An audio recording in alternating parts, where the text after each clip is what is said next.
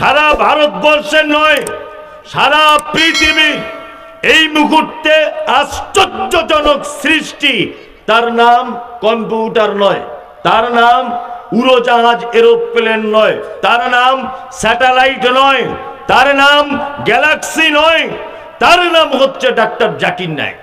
আমি মমতাজুল ইসলাম এটা মনে করি এই মুহূর্তে পৃথিবীর সব থেকে আশ্চর্য আবিষ্কার বা সৃষ্টি, তার নাম ডাক্তার জাকির নায়েক। আপনি বুঝতে পারছেন? একটা বাচ্চা ছেলে প্রশ্ন করছে, প্রশ্ন ভালো করে করতে পারছে না, তবুও বলছে তুমি যে বই থেকে প্রশ্ন করছো ওই বইয়ের প্রশ্ন তুমি ভুল বলছো, প্রশ্নটা এইভাবে হবে। আল্লাহু আকবার। ওনার একটা প্রোগ্রামে আমি দেখছিলাম মোবাইলে, যে যিনি প্রোগ্রামটা মানে সঞ্চালনায় রয়েছেন উনি বলছেন যে আমাদের এই মুহূর্তে এখানে 24টি কম্পিউটার আছে। এই 24টি কম্পিউটারে যত যা কিছু ভরা আছে, ডাক্তার জাকির নায়েকের এইরকম 24,000 কম্পিউটারে যদি ওনার মাথার মেমোরিটা বের করে যদি ঢোকানো হয়, তবুও 24,000 কম্পিউটারে জায়গা হবে না। এত জ্ঞান আল্লাহ সুবহানাহু ওয়া তাআলা ওনাকে দিয়েছেন। আল্লাহু আকবার। এই লোকটাকে দেশ থেকে তাড়িয়ে দেওয়া হয়েছে, আপনারা জানেন? এটা জানেন সকলেই। আমি প্রথম যখন বক্তব্য জগতে আসি তখন এ কথা বলেছিলাম যে মনে হয় ডাক্তার জাকির নায়েককে দেশ থেকে তাড়াবার জন্য সর্বপ্রথম হাত ছিল মনে হয় সরকারের। সরকার মনে হয় তারা কি করে তাড়িয়েছে। তারপরে চিন্তা ভাবনা করে দেখলাম যে সরকার যত না ক্ষতি করেছে ডাক্তার জাকির নায়েককে, এই লোকটাকে দেশ ছাড়া করতে সব থেকে বেশি যার হাত, তারা হচ্ছে নামধারী দাড়িওয়ালা টুপিওয়ালা মুনাফেক মুসলমান। সব থেকে বেশি ক্ষতি করেছে এরা। মাজার পূজারি, পীর পূজারি, ফকির, ঠাকুরের দল, এরা সর্বনাশ করেছে। তারপরে দেখতে পেলাম ওই আপনার দেওবন্দ থেকে, দেওবন্দের একজন আলেম, বর্ধমানে ওনার বাড়ি, দেওবন্দি আলেম, উনি একটা চটি বই লিখে বলেছেন, যখন ভারতবর্ষে ছিলেন তিনি, উনি তখন বই লিখেছেন ডাক্তার জাকির নায়েক কাফের। একজন দেওবন্দি আলেম, বর্ধমান জেলাতে বাড়ি। সেই দিন থেকে মনে মনে হলো যে ইসলামের সব থেকে বেশি ক্ষতি করেছে পাক্কা মুনাফিকরা। কি বললাম বুঝলেন? চলুন, মুনাফিকরা কত নিকৃষ্ট এবার আপনাকে বলি। পৃথিবীর সব থেকে বড় পাপ, পাপের নাম কি? ভয় করছে মানুষ বলতে। কে? শিরক। শিরক হচ্ছে পৃথিবীর সব থেকে বড় পাপ। দ্বিতীয় বড় পাপ ধরে নেন পিতামাতার সঙ্গে অসৎ ব্যবহার করা। তৃতীয় বড় পাপ মিথ্যাভাবে কারোর নামে সাক্ষ্য প্রদান করা। চতুর্থ বড় পাপ সুদের টাকা খাওয়া। তারপরের বড় পাপ ব্যভিচার করা।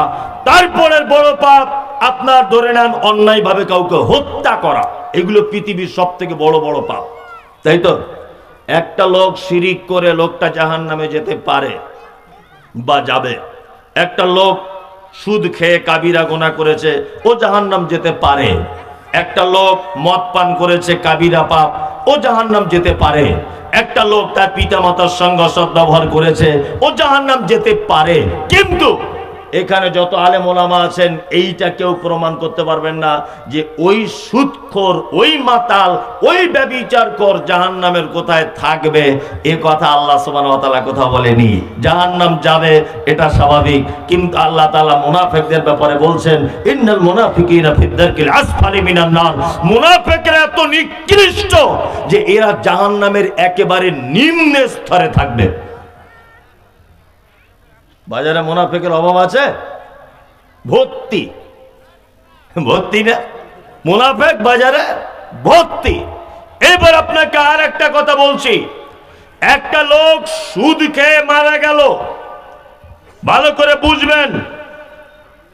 একটা লোক সুদ খেয়ে মারা গেল, একটা লোক ব্যভিচার করে মারা গেল, একটা লোক মদ পান করে মারা গেল। আচ্ছা বলুন তো, একজন মুসলিম ভাই হিসাবে আমি তার জন্য দোয়া করতে পারি কি পারি না? পারি না? অবশ্যই পারি। যে আল্লাহ আমার ভাইকে তুমি ক্ষমা করে দাও, আল্লাহ তুমি আমার বোনকে ক্ষমা করে দাও, আল্লাহ তুমি আমার চাচাকে ক্ষমা করে দাও। ও কাবিরা পাপ করেছে, কিন্তু আপনার একটা ক্ষমা চাওয়ার রাইট আছে।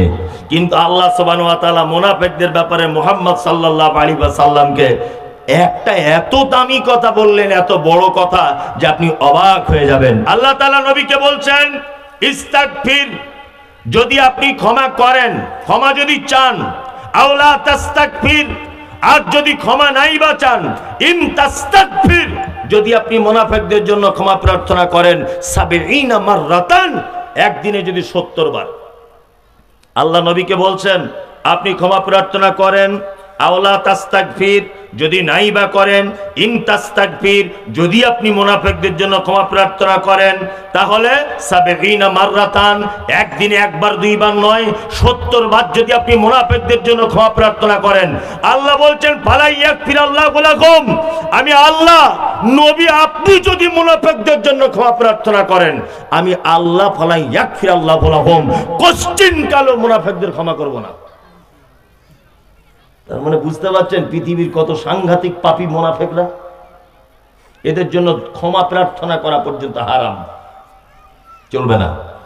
কি বললাম বুঝলেন? চলুন আর একটা আপনাকে হাদিসের ঘটনা বলে দিই, তারপরে কোরআনের একটা আয়াত বলবো। এক, মুনাফিকদের সর্দার ছিলেন তখনকার দিনে, নাম কি? আব্দুল্লাহ ইবনে উবাই ইবনে সুলুল, এ হচ্ছে মুনাফিকদের সর্দার। তা মুনাফিকদের সর্দার মারা গেছেন। আব্দুল্লাহ ইবনে উবাইয়ের বেটা, তার নাম হচ্ছে আব্দুল্লাহ, ইসলাম গ্রহণ করেছে। আল্লাহ নবীকে এসে বলছেন, আল্লাহ নবী আমি চাইছি যে আপনার গায়ের চাদর বা জামাটা আপনি দেন, আমার আব্বার কাফন করব। মুনাফিকদের সর্দার মারা গেছে। আল্লাহ নবী সাল্লাল্লাহু আলাইহি ওয়াসাল্লাম জামাটা খুলে দিলেন। আমাদেরকে ফিরুন একটা মজার কথা বলছি, জামা খুলে দিলেন। হযরত ওমর তো খুব রাগ করছেন যে আল্লাহ রাসূল মুনাফিকদের সর্দার মারা গেল আর আপনি জামা খুলে দিলেন। আব্দুল্লাহ চলে গেল, কাফন পরিয়ে দিল। আবার আল্লাহ নবীকে এসে বলছেন, আল্লাহ নবী আমি চাইছি আপনি আমার আব্বার জানাজাটা পড়ান। আল্লাহ রাসূল এরকম ভাবে উঠছেন, হাদিসের বর্ণনাতে বোঝা যায় এইভাবে আল্লাহ রাসূল উঠছেন, আর হযরত ওমর পিছন দিক দিয়ে চাদর এরকম টেনেছেন আল্লাহ রাসূলের, চাদর টেনে ধরে বলছে, আল্লাহ রাসূল এ কেমন কথা যে মুনাফিকদের সর্দার মারা গেল আর আপনি তার জানাজা পড়তে যাবেন? আশ্চর্য ব্যাপার। তখন মুহাম্মদ সাল্লাল্লাহু আলাইহি ওয়াসাল্লাম বলছেন, আমাকে ইখতিয়ার দেওয়া হয়েছে, এই ব্যাপারে আমাকে জিবরিল এখনো কিছু বলেনি, আল্লাহর কোনো অর্ডার হয়নি। তখন আল্লাহ নবী সাল্লাল্লাহু আলাইহি ওয়াসাল্লাম জানাজা পড়তে চলে গেলেন। ভালো করে বুঝবেন, জানাজা আল্লাহ রাসূল পড়ালেন, হযরত ওমর পড়লেন।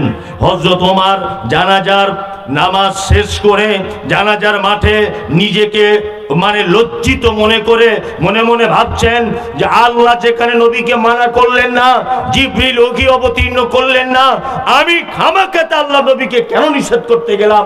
মনে হয় আমি কোনো অন্যায় কাজ করেছি। নবীজির নবী হবার পর যদি কেউ নবী হতেন তাহলে নবী হবার চান্স ছিল কার? হযরতে ওমরের। কেন? তার বিচক্ষণতা যে এত বেশি, এত বেশি। জানাজার মাঠে দাঁড়িয়ে আছেন, আল্লাহর নবী মুনাফিকদের জানাজা পড়েছেন, আল্লাহ তাআলা পবিত্র আল কোরআনে এ কথা বলছেন। কি বলছেন? আল্লাহ তাআলা নবীকে বলছেন পবিত্র আল কোরআনে যে কোন নবী এবং কোন ইমানদারদের এটা উচিত নয় যে তারা মুনাফিকদের সালাত আদায় করবে। ওয়ালা তাকুম আলা কবরিকি ওয়ালা তুসাল্লি আলা আহাদিন মিনহুম মাতা আবাদা ওয়ালা তাকুম আলা কবরিকি। আল্লাহ তাআলা বলছেন নবীদের জন্য উচিত নয়, কোন মানুষের জন্য উচিত নয় যে মুনাফিকদের জানাজা পড়বে। এবং জানাজা শুধু নয়, ওয়ালা তাকুম আলা কবরিকি, মুনাফিকদের কবরের পাশে পর্যন্ত দাঁড়ানো নিষেধ। বুঝতে পারছেন? মুনাফিকদের তো জানাজা পড়া যাবে না। আল্লাহ বলছে ওয়ালা তাকুম আলা কবরিকি, তাদের কবরের পাশে পর্যন্ত দাঁড়ানো যাবে না। এটা এত বড় খতরনাক। এইবার আপনাকে বলছি মুনাফিক এটা দেখতে পাওয়া যায় কোথায়, এদেরকে খুঁজে পাওয়া যায় কোথায়, এটাও তো জানা লাগবে। এক আপনি সিনেমা হলে সিনেমা দেখতে যাচ্ছেন, সবাই দেখবেন বসে আছে সিনেমা দেখতে, ওখানে মুনাফিক নাই, সবাই নিজের সালাসালি নিয়ে ব্যস্ত। আপনি মেলায় ঘুরছেন, দেখবেন সবাই বাদাম জিলাপি কিনতে ব্যস্ত, ব্যস্ত না? ওখানে মুনাফিক খুঁজে পাবেন না। আপনি জলসা শুনতে এসেছেন, এখানে মুনাফিক খুব একটা পাবেন না। এখন মুনাফিকরা সব ঘাঁটি বেঁধেছে, বলতে খারাপ লাগছে, সেটা হচ্ছে আল্লাহর ঘর মসজিদে এদেরকে দেখতে পাবেন। এই ফরজ নামাজের পরে সুন্নত বাড়িতে পড়া উত্তম না মসজিদে পড়া উত্তম? মসজিদে। তুমি জানো কিছু জেনে বলো। বাড়িতে, তাই তো? বাড়িতে। তা হযরত মুহাম্মদ সাল্লাল্লাহু আলাইহি ওয়াসাল্লাম এই পদ্ধতি বললেন কেন যে বাড়িতে? মসজিদ তো আল্লাহর ঘর, তাই না? তা আল্লাহর ঘরেই তো সালাত আদায় করার কথা, বাকি সুন্নত গুলো। কিন্তু আল্লাহর নবী কি বলছেন? আসসালামু আলাইকুম ওয়া রাহমাতুল্লাহ, আসসালামু আলাইকুম ওয়া রাহমাতুল্লাহ। হালকা জিকির গুলো করে নাও, করে টুকটুক করে বাড়ি চলে যাও। বাড়ি গিয়ে বাকি সুন্নত গুলো তুমি আদায় করো, কারণ তোমার বাড়িগুলো কবরস্থানে পরিণত করে দিও না, তাই না? বাড়িতে গিয়ে সুন্নত পড়ো। আমরা কি করি? সালাম ফেরানো হয়ে গেছে, মসজিদে গোল টেবিল করে বয়স্ক চাচারা বসে বসে গল্প করছে, অমুকের বইয়ের গল্প, তারপরে অমুক কি করে মোটর সাইকেলটা কিনলো, তারপর আরেকজন দুতলা বাড়ি করেছে, তা মসজিদে বসেই বলছে আমাদের এই আশরাফুল মৌলানা কি করে দুতলা বাড়ি করলো বলতো। বলছে দেখ, ভিতরে মনে হয় কোনো ব্যাপার আছে, পরচর্চা। হয় না? হয় কি হয় না? আপনাদের এলাকায় হয় না, আমাদের দিকে হয়। আপনাদের এলাকায় হয়? হয়। সব দেখবেন এইখানে এখন দল বেঁধে বসে আছে, কারণ এরা ভেবেছে এই জায়গাটা খুব নিরাপত্তা, এখানে তো আজে বাজে লোক কেউ ঢুকতে পারবে না। এখন যা করবো আমরা মুসল্লিরা মিলেই, তাই না? চলুন, এইখানে দেখতে পাওয়া যাচ্ছে। এইবার আপনাকে বলে দিচ্ছি, নাম্বার 1, মুনাফিক চিনবেন কেমন করে? যেই লোকটা মুনাফিক, মুহাম্মদ সাল্লাল্লাহু আলাইহি ওয়াসাল্লাম তিনি বলেছেন বাহ্যিক দৃষ্টিতে তার 3টে গুণ থাকবে। 1, যখন কথা বলবে মিথ্যা বলবে। 2, ওয়াদা করলে খেলাফ করবে। 3, প্রতিশ্রুতি দিলে ভঙ্গ করবে। আমানত রাখতে দিলে খিয়ানত করবে। আরেকটা রাওয়ায়াতে এসেছে ঝগড়া হলে গালাগালি করবে। এটা বাহ্যিক দৃষ্টিতে মুনাফিক দেখতে পাবেন। আর অভ্যন্তরীণ অন্তরের দিক দিয়ে মুনাফিক হচ্ছে সেই যার অন্তরে আছে ঠাকুর আর মুখে আছে আল্লাহ। এ হচ্ছে মুনাফিক। কি বললাম বুঝলেন? উপরে মুসলিমদেরকে সাপোর্ট করে, ভিতরে ফাঁস কল চালায়, মুসলিমরা কি করে বিপদে পড়ে, এটাকে মুনাফিক। আল্লাহ তুমি আমাদের এদের হাত থেকে বাঁচার তৌফিক দান করো, আমিন আমিন। আর একটা শব্দ এসেছে পবিত্র আল কোরআনে, মুশরিকুন। আছে? আছে। কারা মুশরিক? হ্যাঁ, মুশরিক কারা এটা জানা লাগবে। হিন্দু মুশরিক নয়, খ্রিস্টান এ মুশরিক নয়, ইহুদি এরা মুশরিক নয়। যদি বলছেন মুমতাজুল সাহেব হিন্দু মুশরিক নয়, ইহুদি মুশরিক নয়, খ্রিস্টান মুশরিক নয়, না, ওদের ব্যাপারে কোরআন মাজিদের শব্দ যেটা এসেছে সেটা হচ্ছে সাবেঈ। সাবেঈ হচ্ছে তারা যারা এক আল্লাহকে বিশ্বাস করে, তারপরেও বিভিন্ন দেব দেবীদেরকে আলাদা আলাদা ক্ষমতা আছে এটা বিশ্বাস করে, এরা হচ্ছে সাবেঈ, এরা মুশরিক নয়। একটা হিন্দু কাকাকে জিজ্ঞাসা করবেন, কাকা এত শীত, ও এক চান্সে বলবে শীত কি আর এমনি পড়েছে,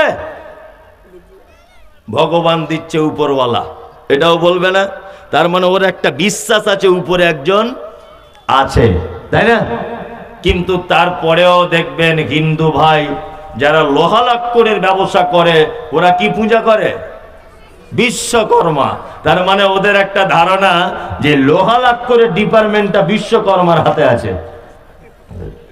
কি বললাম বুঝলেন? আচ্ছা, তারপরে আপনি দেখতে পাবেন যে যারা শিক্ষার্থী স্কুল কলেজে পড়ে তারা কি পূজা করে? সরস্বতী। সরস্বতীকে বলা হয় বিদ্যার দেবী। তার মানে তাদের একটা ধারণা যে লেখাপড়া যা কিছু ডিপার্টমেন্টটা সরস্বতীকে দেওয়া হয়েছে। 2 হয়ে গেল। 3 নম্বর আর একটা দেখবেন হিন্দু ভাইরা পুকুরে যখন স্নান করে, গঙ্গাতে স্নান করে, তখন এইভাবে গড় করে, করে না? কেন করে? হিন্দু শাস্ত্রের এটা দাবি, সারা পৃথিবীতে যত মানুষ এসেছে প্রতিটা মানুষ গঙ্গা দেবীর সন্তান। তার মানে গঙ্গা দেবীর কাছে ও গোসল করার পরে বলে, মা গঙ্গা দেবী 55 বছর হয়েছে, আর 5 বছর অন্তত পক্ষে বাড়িয়ে দেওয়ার চেষ্টা করো, কারণ বয়স বাড়ানো কমানো এটা তোমার ডিপার্টমেন্টে আছে। এ কি সাবেই মুশরিক? কে মুশরিক? হচ্ছে সেই মুহাম্মদ সাল্লাল্লাহু আলাইহি ওয়াসাল্লামকে বলা হচ্ছে, আপনি বলুন রাত এবং দিনের বিবর্তনের মালিক কে? আবু জেহেলের মতো বেঈমান বিশ্বাসঘাতক পর্যন্ত বলছে রাত এবং দিনের বিবর্তনের মালিক হচ্ছেন আল্লাহ। তারপর আবার নবীজি বলছেন, চাচা আবু জেহেল বলো তো দেখি সুস্থতা অসুস্থতার মালিক কে? তখন বলছে সুস্থতা অসুস্থতার মালিক আল্লাহ। চাচা আবু জেহেল বলো রাত এবং দিনের বিবর্তনের মালিক কে?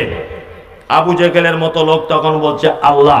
তখন মুহাম্মদ সাল্লাল্লাহু আলাইহি ওয়াসাল্লাম বলছেন, চাচা তাহলে এক আল্লাহকে তুমি বিশ্বাস করো না কেন? এক আল্লাহকে কেন মানতে চাইছো না? তখন চাচা আবু জেহেল বলছে, ভাতিজা মুহাম্মদ শোনো, আল্লাহ এক এটা বিশ্বাস করি, কিন্তু তোমার আল্লাহকে ডাইরেক্ট পাওয়া যাবে না। কাবার ভিতরে 307টা দেবদেবী, এই দেবদেবীর মাধ্যমে তবে আল্লাহকে ডাকা যাবে। তার মানে বোঝা যায় যারা ডাইরেক্ট আল্লাহকে ডাকে না, মাধ্যম হয়ে যারা আল্লাহকে ডাকে, এরা কি? এরা মুশরিক। এরা কি? মুশরিক। তার মানে এই মুশরিক কিন্তু অন্য দলে নেই, এরা মুসলমানদের ভিতরে আছে। আছে না? আছে আছে। ডাইরেক্ট আল্লাহর কাছে চায় না, বলছে বড় বীর সাহেবের পারমিশন নিয়ে তবে আল্লাহর কাছে পৌঁছাতে হবে। সোশ্যাল মিডিয়াতে আমি বক্তব্য রেখেছি, তো আমাকে বলছে মমতাজুল ইসলাম তুমি রাজমিস্ত্রি কাজ করো, তুমি কি জানো? আমাকে বলছে আমি রাজমিস্ত্রি, অবশ্যই, তবে মিস্ত্রি তো ভালো জিনিস, রাজমিস্ত্রি কাজ ভেঙে দিতেও পারে, গড়তেও পারে। রাজমিস্ত্রি তোমরা যেমন মাজার গড়েছ, আমি শ্রেণী হাতুড়ি নিয়ে তোমাদের মাজার ভাঙতে এসেছি। আমি রাজমিস্ত্রি ঠিকই আছে। আমাকে বলছে বিয়াদব, তুমি জানো গাছে উঠতে গেলে ডাল ধরে উঠতে হয়, বিনা ডালে কখনো গাছে ওঠা যায় না। আমি বললাম যে গাছের ডাল আছে ও গাছে উঠি না, আমি নারকেল গাছে উঠবো প্রয়োজনে, তোদের যে গাছে ডাল আছে ও গাছেই যাব না। কি বললাম বুঝলেন না?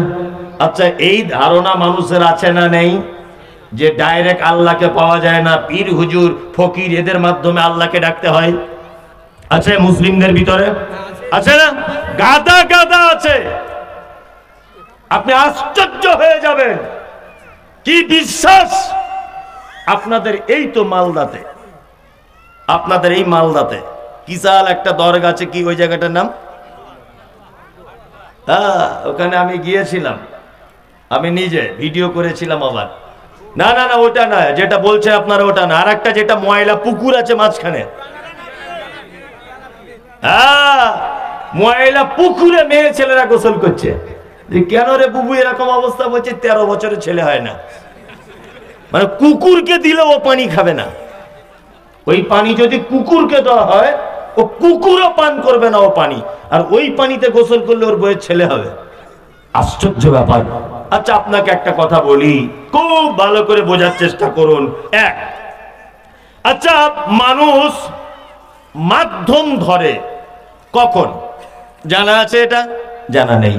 কোন জায়গায় যদি আপনি অপরিচিত হন, তখন দালাল ধরতে হয়। যেমন আমার ছেলেকে আমি চেন্নাই নিয়ে যাব অসুস্থ ডাক্তার দেখাতে, আমি কোনোদিন চেন্নাই যাইনি, আমি হিন্দি ভাষা বুঝি না, তাহলে তখন আপনাকে ধরতে হবে। মানে অপরিচিত হলে লোক ধরতে হয়, তাই না? লোক ধরতে হয় কি হয় না? হ্যাঁ। আর একটা লোক ধরতে হয় কোথায়? কোথায় না, যদি কোনো পরিচিত লোক চালাকি করে তাহলে। আমার ছেলে চাকরির পরীক্ষা দিয়েছে, তা সব কিছু কমপ্লিট, শুধু এমএলএ সাহেব একটা সই করে দিলে চাকরি হয়ে যাবে। তা আমার ছেলে গেছে এমএলএ সই করতে, তা এমএলএ কাগজপত্র দেখার পরে বলছে সবই ঠিক আছে, আচ্ছা তোমার এই পাছাতে একটা কালো দাগ আছে হালকা? বলছে হ্যাঁ দাগ আছে। বলছে ওই কারণে চাকরি হবে না। আচ্ছা বলুন তো, পাছায় কালো দাগ থাকলে চাকরি হয় না? এর সঙ্গে চাকরি কোনো সম্পর্ক আছে? না, তার মানে এমএলএ সাহেব বলতে চাচ্ছে 50,000-এর বান্ডিল দাও, চ্যাট করে সই করে দিই। এটা হচ্ছে মেন গ্যাড়াকল, তাই না? তার মানে এরকম কেউ যখন চালাকি করবে, 50,000 টাকা চাইবে, তখন ও কি বলবে? এই আমি খড়দইয়ের হেড মাওলানাকে চিনি, আপনার সঙ্গে খুব খাতির। তখন হেড মাওলানা ফোন করে বলছে ওটা বক্তা মমতাজুল ইসলামের বেটা, একটু সইটা করে দেন। তার মানে যদি চালাকি করে এমএলএ সাহেব, তাহলে লোক ধরতে হবে মাঝখানে, তাই না? এবার আপনাকে বলছি, আপনার বাড়ি কোয়েল গ্রামে, এই কোয়েল গ্রামে আপনার নাম আব্দুল্লাহ, আপনি আব্দুল্লাহ নামক একটা লোক কোয়েল গ্রামে বসবাস করেন, এটা আল্লাহ জানে কি জানে না? জানে। তা আল্লাহর সাথে আপনার পরিচয় আছে না নেই? আচ্ছা, তা আল্লাহর সাথে যদি আপনার পরিচয় যদি থাকবে, তাহলে মাঝখানে কেন আমি ঠাকুর ধরতে যাব দালালদেরকে? ও দালাল কেন ধরতে যাব আমি?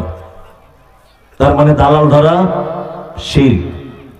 আপনি নামাজের পরে দোয়া করছেন, রব্বানা আতিনা, আল্লাহ আমার গুনাহগুলো মাফ করে দাও। আল্লাহ এই কথা বলে, এই মসজিদে তুই কেন দোয়া করলি? আগে মালদায় মাজারে হুজুরের কাছে পারমিশন আন, এরকম কোনো ব্যাপার আছে? তার মানে এই যারা মাজার টাজার পুজো করে, এরা কি মুশরিক? এই মমতাজুল ইসলাম আজকে একটা ব্যাখ্যা আপনাকে করে দিচ্ছি, এই ব্যাখ্যাটার আগে কেউ করেছে কি আমি বলতে পারবো না। নাম্বার 1, আল্লাহ তাআলা বলছেন ওয়াতাসিমু বিহাবলিল্লাহি জামিআও ওয়ালা তাফাররাকু, মুসলিমরা তোমরা দলভুক্ত হয়ে যাও না, আল্লাহর দ্বীনকে মজবুত করে ধরো, সকলেই মিলে ঐক্যবদ্ধ সহকারে। এটা কোরআন আছে না নেই? ঐক্যবদ্ধ হওয়ার কথা। এইবার আপনাকে বলছি, আপনি ঐক্যবদ্ধ হবেন কাদের সাথে? কাদের সাথে ঐক্যবদ্ধ হবেন? মাজার পূজারী ঠাকুর এদের সাথে হবেন না। আমরা ঐক্যবদ্ধ হব, মুসলিমরা তৌহিদের পক্ষে যারা, তাদের সাথে ঐক্যবদ্ধ হব, আর কারোর সঙ্গে ঐক্যবদ্ধ হওয়া যাবে না। আল্লাহ সুবহানাহু ওয়া তাআলা পবিত্র আল কোরআনে এই ব্যাপারে বলতে গিয়ে তিনি বলছেন, 113 নম্বর আয়াত সূরা তাওবা, আল্লাহ সুবহানাহু ওয়া তাআলা পবিত্র আল কোরআনে বলছেন, মা কানা লিন নবিয়্যি ওয়াল্লাযিনা আমানু আন ইস্তাগফিরু লিল মুশরিকিন। আল্লাহ তাআলা বলছেন, কোন নবী এবং কোন মুমিনদের জন্য উচিত নয় যে তারা মুশরিকদের জন্য ক্ষমা প্রার্থনা করে। পীর সাহেবের কাছে দোয়া চাওয়া তো দূরের কথা, পীর সাহেবের জন্য দোয়া করাও হারাম। ওর তো নিজের দোয়া করা যাবে না ওর জন্য। ও যদি নিজে এটা বলে গিয়ে থাকে যে আমি মারা যাবার পরে আমার মাজার তৈরি করতে হবে, এটা যদি কোনো লোক বলে যদি থাকে, তাহলে তার জন্য দোয়া করা কি হারাম। আল্লাহ তাআলা এই কথা বলছেন, মা কানা লিন নবিয়্যি ওয়াল্লাযিনা আমানু আন ইস্তাগফিরু লিল মুশরিকিন। কোন নবী এবং ইমামদারদের জন্য উচিত নয় যে মুশরিকদের জন্য ক্ষমা প্রার্থনা করবে। আর মানে যারা শিরকের সঙ্গে যুক্ত, যারা মাজার পূজাতে যুক্ত, পীর ফকিরে যারা যুক্ত, এদের জন্য জানাজা তো দূরের কথা, ওর জন্য দোয়া পর্যন্ত করা যাবে না। এটা বুঝে নিলেন? আর একটা কথা বুঝে নেন, আল্লাহ সুবহানাহু ওয়া তাআলা কি বলছেন তারপরে? আল্লাহ বলছে, আলাউ কানু উলি কুরবা, যদি সেই মুশরিক তোমার নিকট আত্মীয় হয় তবুও। এখানে একটা মারাত্মক কথা বলে রেখে দিচ্ছি, খুব মনোযোগ সহকারে শুনে নেন, খুব মনোযোগ দিয়ে। আমরা কিন্তু একটা ব্যাপার আজও পর্যন্ত বুঝি না। বুঝি না। কিছু আহলে হাদিস আছে যারা সময়ে সময়ে বেদাত করে বসে, আর কিছু হানাফি ভাইয়েরা আছে তারা সময়ে সময়ে আহলে হাদিস হয়ে বসে, তাই না? একটা লোক আমায় ফোন করে বলছে, হুজুর, যে কি হলো? বলছে আমার বউকে রাগের মাথায় 3 বার তালাক তালাক তালাক বলে দিয়েছি। তালাক তালাক বলে দিয়েছ? বলছে হ্যাঁ। তা বলছে আমাকে কেন ফোন করছো? তুমি তো জানো মমতাজুল ইসলাম বিতর্কিত লোক, উল্টো পাল্টা হয়তো কিছু বলে দেব। বলছে না হুজুর, আমাদের প্রত্যেক হুজুর বলেছে তালাক হয়ে গেছে। তার মানে ও কি? ও তাকলিদ করে, ও হানফি লোক, ও কি করে? তাকলিদ করে, ও মাযহাব মানে। আমি বললাম তুমি কোন মাযহাবের লোক? বলছে আমি আবু হানিফার লোক। আমি বলছি যদি আবু হানিফার লোক তুমি হও, তাহলে তোমার বউ তালাক হয়ে গেছে, এখন কিছু করার নেই। তখন বলছে না হুজুর, আপনার কাছে জানতে চাইছি। আমি তখন বললাম যে আমার কাছে যদি জানতে চাও, 3 বার তালাক তালাক এক বৈঠকে বললে তালাক হবে কি? না, তালাক হবে না। ও তখন বলছে আলহামদুলিল্লাহ হুজুর আপনারটাই সঠিক। আমি বললাম আচ্ছা, আমার এতদিন সব ভুল, আর এখন বউ নিতে হবে বলে আমারটা ঠিক। এ পাক্কা হারাম করে। কি বললাম বুঝলেন না? আহলে হাদিসরা যত আলেম আছেন, এইরকম কোন বেদাতি যদি শুধুমাত্র বউকে 3 বার তালাক বলে দেওয়ার কারণে তালাক হয়েছে কিনা এই ফতোয়া নিতে আসে, প্রথমে জিজ্ঞাসা করবেন তুমি কোন মাযহাব মেনে চলো। যদি বলে আবু হানিফার মেনে চলি, বলে দাও বউ তালাক হয়ে গেছে, কোনো সমস্যা নেই। সুবিধাবাদ জিন্দাবাদ, হ্যাঁ সুবিধাবাদ জিন্দাবাদ। আল্লাহ তাআলা বলছেন ওয়ালাউ কানু উলি কুরবা, মুশরিক যদি তোমার নিকট আত্মীয় হয় তবুও তার জন্য ক্ষমা প্রার্থনা করা যাবে কি না। এইবার আপনাকে আমি দুটো জিনিস সাবধান করে দিচ্ছি। এক, আমাদের এলাকাতে মাদ্রাসার চাঁদা তুলতে আসে অনেক সময় মাইকিং করে, আসে না? আসে। আমরা বিশেষ করে মেয়েরা ব্যাপারগুলো বুঝি না, ছেলেদের একটু বুঝি। যে কোনো মাদ্রাসায় টাকা দিয়ে দিল, 200 টাকা 400 টাকা দিয়ে দিল না। আমি আপনাকে বলছি সাদকায়ে জারিয়া মানে মাদ্রাসায় আজকে আপনি 1 বস্তা সিমেন্ট দান করলেন, এটা সাদকায়ে জারিয়া, কিয়ামত পর্যন্ত নেকি পেতে থাকবেন। ঠিক তেমন বিপরীত সাদকায়ে জারিয়ার মতো এরকম জারিয়া পাপ আছে। যেমন গ্রামে ক্লাব হচ্ছিল, আপনার কাছে জোর করেছে, আপনি 200 টাকা চাঁদা দিয়েছেন। এই ক্লাবে যতদিন ক্যারাম বোর্ড খেলা চলবে, যতদিন টিভি সিডি চলবে, যতদিন গান বাজনা হবে, যতদিন জুয়ো খেলা চলবে, এই মমতাজুল ইসলাম আপনাকে বলছি কিয়ামত পর্যন্ত যদি এই ক্লাব থাকে, কিয়ামত পর্যন্ত আপনার আমলনামা তো অটোমেটিক গুনাহ লিখতেই আছে ফেরেশতারা। এর নাম জারিয়া। ঠিক তেমন এমন মাদ্রাসা থেকে চাঁদা তুলতে এসেছে, যে মাদ্রাসা থেকে ছাত্র বার হয়েই বলবে 40 দিন খানা করা সুন্নত। যে মাদ্রাসা থেকে ছাত্র বার হয়ে এসেই বলবে ইয়া নবী সালাম আলাইকা দাঁড়িয়ে দাঁড়িয়ে কিয়াম করতে হবে, এটা সুন্নত। যে মাদ্রাসার ছাত্র বার হয়ে এসেই বলবে খাতনার অনুষ্ঠান করা সুন্নতে মুআক্কাদা। যে ছাত্র মাদ্রাসা থেকে পড়ে এসেই বলবে মানুষ মারা গেলে মাথার কাছে বসে ইয়াসিন সূরা পড়তে হয়। যে মাদ্রাসার ছাত্র বলবে এক কথাতে, যে মাদ্রাসা থেকে নতুন নতুন বেদাতের সৃষ্টি হয়, এই মাদ্রাসায় যদি আপনি 1 টাকা যদি দান করেন, আর এই মাদ্রাসা যদি কিয়ামত পর্যন্ত থাকে, সারা জীবন ওই ছাত্র বেদাত করে যে পাপ করবে, সমস্ত বেদাত আপনার আমলনামাতে উঠে দেওয়া হবে। কি বললাম বুঝলেন? প্রত্যেক বেদাত আপনার আমলনামাতে তুলে দেওয়া হবে।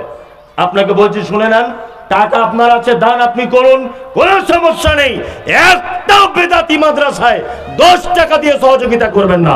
মুহাম্মদ সাল্লাল্লাহু আলাইহি ওয়াসাল্লাম বেদাতীদের এত নিকৃষ্ট মনের পাপী মনে করেছেন, 42 বার ব্যভিচার করেছেন, সারা জীবন নামাজ পড়েননি, কোটি টাকা সুদের টাকা খেয়েছেন। আপনি পাপী, আপনি সাধু নয়। কিন্তু এত বড় পাপ করার কারণে আপনাকে কাউসারের পানি থেকে বঞ্চিত করা হবে না। কিন্তু বেদাতীরা এত নিকৃষ্ট, আল্লাহ নবী সাল্লাল্লাহু আলাইহি ওয়াসাল্লাম বলেছেন বেদাতীদেরকে জাহান্নামে আপনার কাউসারের পানি থেকে পর্যন্ত বঞ্চিত করা হবে। 2, বেদাতীদেরকে যারা সহযোগিতা করে এরা সমপাপী সমব্যাধি, এদেরকে 10 পয়সা দিয়ে সহযোগিতা করা যাবে না। মাদ্রাসায় টাকা দিবেন অবশ্যই, তবে যে মাদ্রাসা বেদাতি মাদ্রাসা 1 টাকা সহযোগিতা করবেন না কোনদিন। আপনার দরজাতে এসে বললেও আপনি এ কথা বলবেন তুমি নিজের জন্য চাও, তুমি নিজের জন্য নাও, তোমার মেয়ের বিয়ে তুমি এমনি নাও, তুমি অভাবী, তুমি একটা পাঞ্জাবি কিনবে 200 টাকা নাও, কিন্তু তোমার প্রতিষ্ঠানে দেবো না, কারণ তোমার প্রতিষ্ঠানে দিলে তোমার প্রতিষ্ঠান থেকে বেদাতের জন্ম হবে। কি বললাম বুঝলেন?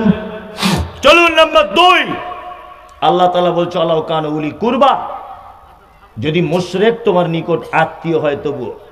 আমাদের ঘরের মেয়েগুলো, আমরা অনেক সময় অনেক ভাই, ছেলে চাকরি করে বলে কিন্তু তারা মাজার পূজা করে, ছেলে খুব বড় চাকরিম্যান বলে কিন্তু তারা কে পীর ঠাকুর এদের নিয়ে ব্যস্ত।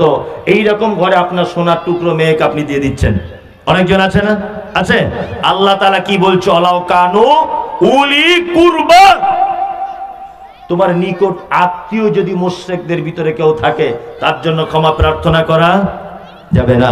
তার মানে বোঝা যাচ্ছে যে মুশরিকদের সাথে মুসলিম নামধারী মুশরিক যারা, এদের সাথে আত্মীয়তার সম্পর্ক রাখা উচিত নয়। কি আশ্চর্য, কোরআনের এই আয়াতগুলো কেউ বার করে না। আর আমি যখন খুঁজে খুঁজে বার করি তখন আমার নাম হয় রাজমিস্ত্রি। কি বললাম বুঝলেন না? আমার নাম কি? রাজমিস্ত্রি। খুঁজে খুঁজে যখন একটা একটা করে বার করে করে জাতির সামনে সঠিকটা বলে দিই, আমার তখন জন্মের ঠিক নাই।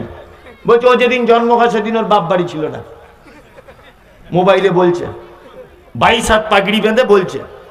লজ্জা শরমও তো থাকা দরকার। কি বললাম বুঝলেন?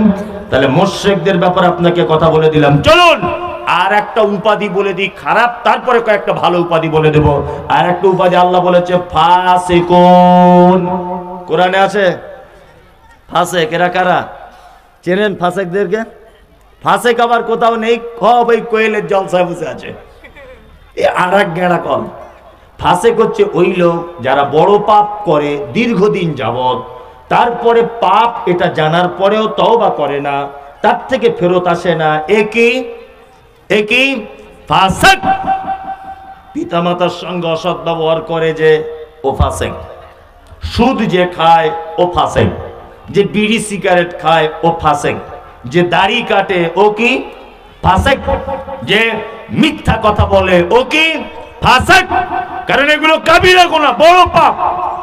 একটা মুসলমান যখন বড় পাপের ভিতরে দীর্ঘদিন যাবত যখন থাকবে, সেটা পাপ জানার পরেও তার থেকে ফেরত আসছে না, এ কি? ফাসেক। তবে হ্যাঁ, ফাসেকরা ইসলাম থেকে খারিজ হয়ে যায় না। আল্লাহ তাআলা ফাসেকদের ব্যাপারে শুধু দুটো কথা বলেছেন। কটা? দুটো। এক, আপনাদের এখানে ঈদের দিনে কখনো কখনো ঝগড়া হয় যে ঈদ কালকে হবে না আজকে হবে, চাঁদ উঠেছে কিনা এই নিয়ে। অনেক গ্রামে এরকম আমি দেখেছি, দক্ষিণ পাড়ায় আজকে হচ্ছে, পূর্ব পাড়ায় কাল হবে। আমাদের দিকে দেখেছি এটা ঈদুল ফিতরে বেশি হয়, হয় না? আপনারা মসজিদে নামাজ পড়ে মাগরিবের ইফতার টেফতার করে বার হয়ে সবাই গবেষণা করছেন চাঁদ উঠলো কিনা, আকাশে কুয়াশা বা মেঘাচ্ছন্ন ব্যাপার, চাঁদ উঠলো কিনা। সেই সময়তে একটা লোক এলো মোটর সাইকেলে করে, এসে বলছে তোমরা কি আলোচনা করছো? বলছে চাঁদ উঠেছে কিনা। সে তখন বলছে আল্লাহর কসম আমি চাঁদ দেখে এলাম। কোথায় দেখলি তুই? বলছে মালদা দেখেছি। আল্লাহর কসম। আমি মমতাজুল ইসলাম, এটা ফতোয়া নয়, আপনাকে কঠিনভাবে বলে দিয়ে গেলাম, যে লোকটা চাঁদের খবর দিচ্ছে যে আমি চাঁদ আল্লাহর কসম দেখে এসেছি, ও যদি অরিজিনালও যদি দেখে, আর ও যদি বেনামাজি হয়ে যায়, ও যদি দাড়ি ওয়ালা লোক না হয়, ও যদি কাঠের নিচে কাপড় পরে, ও যদি প্রকাশ্যভাবে হারাম কাজে লিপ্ত থাকে, আল্লাহ কথা বলেছেন সূরা হুজরাতে, কোন ফাসিক যদি তোমাদের কাছে কোনো বার্তা দেয়, তাহলে সেই বার্তা তোমরা নিজেরা কঠিনভাবে যাচাই বাছাই না করে সেই ফাসিকের কথাতে বিশ্বাস করবে না। কি বললাম বুঝলেন? কারণ হচ্ছে একটা, যে আল্লাহর সাথে বেঈমানি করতে পারে নামাজ না পড়ে, যে আল্লাহর কথা অবাধ্য করতে পারে, সে যে মিথ্যুক হবে না, সে যে মিথ্যা কথা বলবে না, এর কোনো গ্যারান্টি আছে? আচ্ছা বলুন, নাই।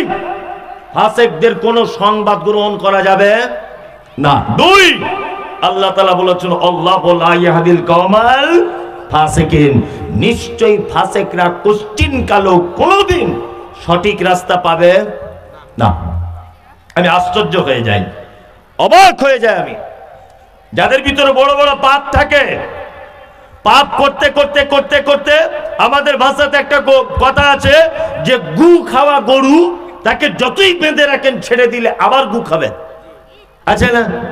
আছে। ইয়া নবী সালাম আলাইকা। হুজুর এইখানে দরুদ পড়ে পড়ে পড়ে পড়ে পড়ে পড়ে ওর অন্তরে কালো দাগ হয়ে গেছে।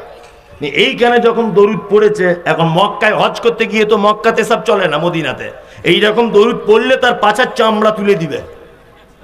কি বললাম বুঝলেন? ইয়া নবী সালাম আলাইকা মক্কাতে মদিনাতে যদি করে, তার পাছার চামড়া তুলে দিবে। হুজুর ওইখানে গিয়ে মনটা খুব উসপিস উসপিস করছে, বেদাত করে করে তো ওর মাথা এয়ারপোর্ট হয়ে গেছে, বুঝলেন না? ওইখানে গিয়ে তখন লোকজনকে হোটেল ভাড়া করে তার ভিতরে দেখছি দরুদ পড়ছে, কিয়াম করছে দাঁড়িয়ে দাঁড়িয়ে, দেখেছেন সোশ্যাল মিডিয়াতে? আমি তখন কোরআনের আয়াত মনে পড়ে গেল, আল্লাহ তাআলা বলেছেন আল্লাহু লা ইয়াহদিল কওমাল ফাসিকিন, যারা দীর্ঘদিন বড় পাপ করে এরা কখনো সঠিক রাস্তা খুঁজে পায় না। এই আপনারা রাগ করলেন নাকি দাড়ির ব্যাপারে বললাম বলে? রাগ করলেন? অনেকজন বলে মনি সাহেব রাখতে ইচ্ছা হয় কিন্তু কুটকুট কুটকুট করে, বলে না? বলে। অনেকজনের বইয়ের তরফ থেকে অবজেকশন আছে না? সত্যি আমি অবাক হই যে তোমাকে চেনে কজন? এটা কোন থানা? গাজল থানা। গাজল থানা সবাই তোমাকে চেনে? চেনে না? ওই যে সাউথ আফ্রিকার না কোথার একটা ক্রিকেট প্লেয়ার আছে, এই বড় বড় দাড়ি, কি নাম তার? হাসিম আমলা। হাসিম আমলা প্লেনে করে তার বউয়ের পাশে বসে আছে, সোশ্যাল মিডিয়াতে দেখছিলাম, তার বউ বোরকা পরে আছে। একটা ইন্টারন্যাশনাল ক্রিকেট প্লেয়ার, এত বড় তার দাড়ি, তার বউয়ের লজ্জা লাগে না? আর তার নিজের লজ্জা লাগে না? আর এ বলছে মলি চাকরি বাকরি করি তো লজ্জার ব্যাপার আছে, বয়স হোক তারপরে রাখবো, বলছে না? মানে ওর বইয়ের থেকে তোমার বইয়ের দাম বেশি। হ্যাঁ, হাসিম আমলাকে সারা পৃথিবীর লোক চেনে, তার লজ্জা লাগে না? তোমার লজ্জা লাগে? ওর অত বড় দাড়ি রেখে ক্রিকেট খেলতে কুটকুট করে না, তোমার করে? বদমাইশি জায়গা পাও না? পৃথিবীতে একটা জ্বলন্ত সুন্নত, যে সুন্নতটা মানুষের কবরে পর্যন্ত যায়, এক আপনি দান করেন, তার কোনো নিদর্শন কবরে পৌঁছাবে না। আপনি তাহাজ্জুদ পড়েন, কোনো নিদর্শন কবরে পৌঁছাবে না।